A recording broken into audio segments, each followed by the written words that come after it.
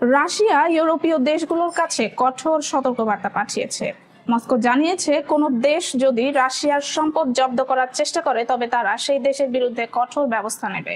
এই সতর্কবার্তা এমন এক সময়ে এসেছে যখন ইউরোপীয় ইউনিয়ন ইউক্রেনের প্রতি সহায়তা বাড়ানোর জন্য রাশিয়ার জমে থাকা সম্পদ থেকে অর্থ ব্যয় করার পরিকল্পনা করেছে। 2022 সালে রাশিয়া ইউক্রেনের সেনা পাঠানোর পর যুক্তরাষ্ট্র ও মিত্র দেশগুলো রাশিয়ার কেন্দ্রীয় ব্যাংক এবং অর্থ মন্ত্রণালয়ের সঙ্গে আর্থিক লেনদেন সীমিত করে। প্রায় $350 বিলিয়ন রাশিয়ান সম্পদ ফ্রিজ করা হয়েছে, যার মধ্যে রয়েছে ইউরোপীয় যুক্তরাষ্ট্র ও ব্রিটিশ সরকারি বন্ড।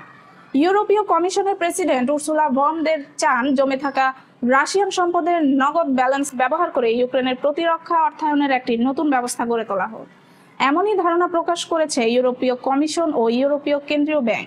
রাশিয়ার সাবেক প্রেসিডেন্ট ও নিরাপত্তা পরিষদের উপচেয়ারম্যান দিমিত্রি মেদভেদেভ বলেছেন, যদি এসব সম্পদ জব্দ করা হয় তাহলে রাশিয়া শতাব্দীর শেষ পর্যন্ত সেই দেশগুলোর পিছু ছাড়বে না।